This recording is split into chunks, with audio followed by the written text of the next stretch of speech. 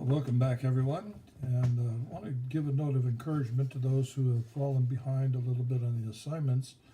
You do want to put a little time in and catch up on those, even if you can't complete the entire assignment. At least point out to me the parts that you're having difficulty with, and you can still obtain a very good grade in this class, but not without doing a little bit of work.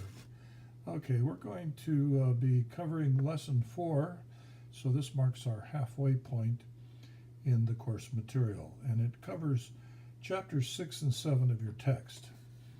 Chapter 6 covers internal controls and accounting for cash. We'll treat that first. Internal controls refers to policies and procedures that are designed to detect or prevent fraud. The authors list 9 such internal controls. They are: number 1, separating duties, so the theft or fraud at least requires 2 or more people to collude. The idea is that 2 people can keep a secret as long as one of them is dead. That's a quote from Mark Twain, by the way. Hiring and training competent employees is number 2. Competent employees are much less likely to commit fraud because they know what the heck they're doing.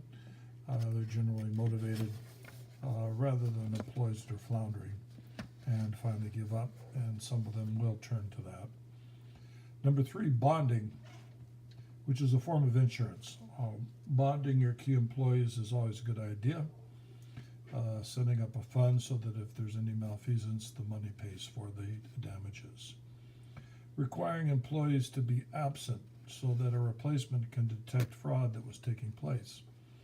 A lot of times we praise those who do not take vacation time as being more productive, more dedicated, but that may or may not be the case.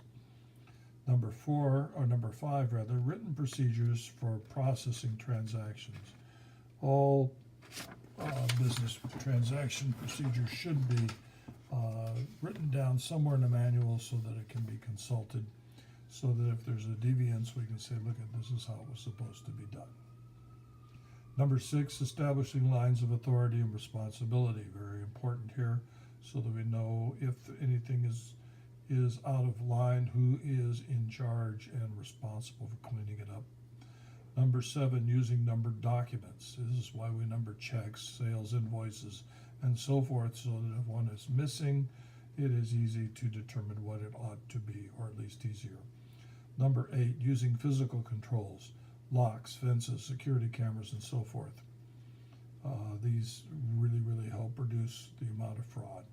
And number 9, regular performance evaluations and audits. And an audit, of course, can be internal. That is, the accountants can check the work of the department, and it can be external, which we hire a CPA to come in and perform a more independent audit. This independent audit has far more authority and weight because of the independence of the auditor. Even the best systems of controls cannot totally eliminate fraud, and it does, however, greatly reduce the temptation and increase the likelihood of early detection. We now look at cash accounting, which is critical for every firm.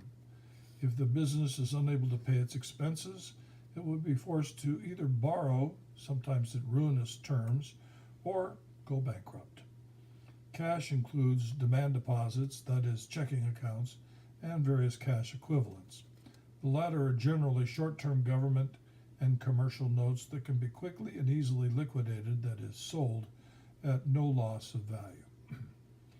Controlling cash assets is difficult because of the ease of embezzlement and fraud, since there are no marks of ownership on a bill. Whosever possession it is in is assumed to be the owner.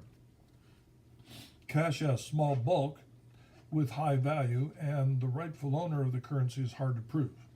Cash receipts and payments should be checked and verified by 2 or more employees.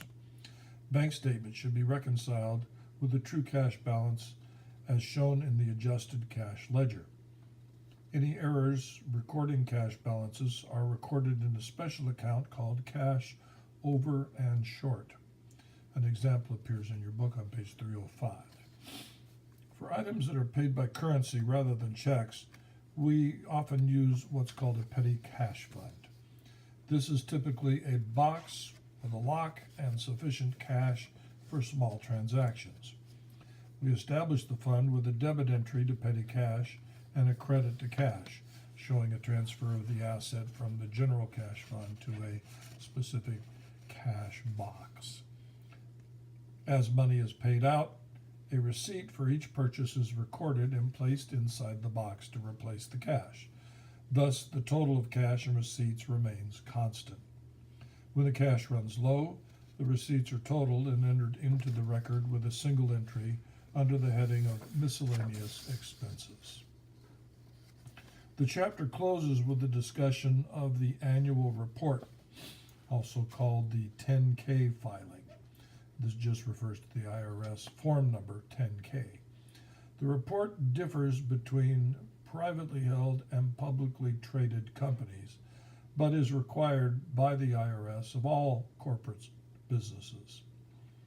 The report consists of 4 items: the financial statements, the footnotes to the financial statements, management discussion and analysis of the auditor, and finally the auditor's report. Firms that are publicly traded have stricter reporting rules established by the Securities and Exchange Commission, in addition to the generally accepted accounting practices. Chapter 7 finally presents accounting for receivables. We open with an explanation of how to record uncollectible accounts. 2 methods are described: percent of the revenues and percent of the receivables. There's also a direct write-off method shown for use by firms with only a small number of receivables or a small number of accounts. Accounting for notes receivable is described next. And finally, we look at credit card sales and the cost of financing credit sales. So this concludes our treatment of lesson number 4. Look forward to meeting with you in class, answering questions, and grading your work, which has been sterling as it is turned in. Please do not fall behind. I would like to have everyone pass this class with an acceptable grade. Bye-bye.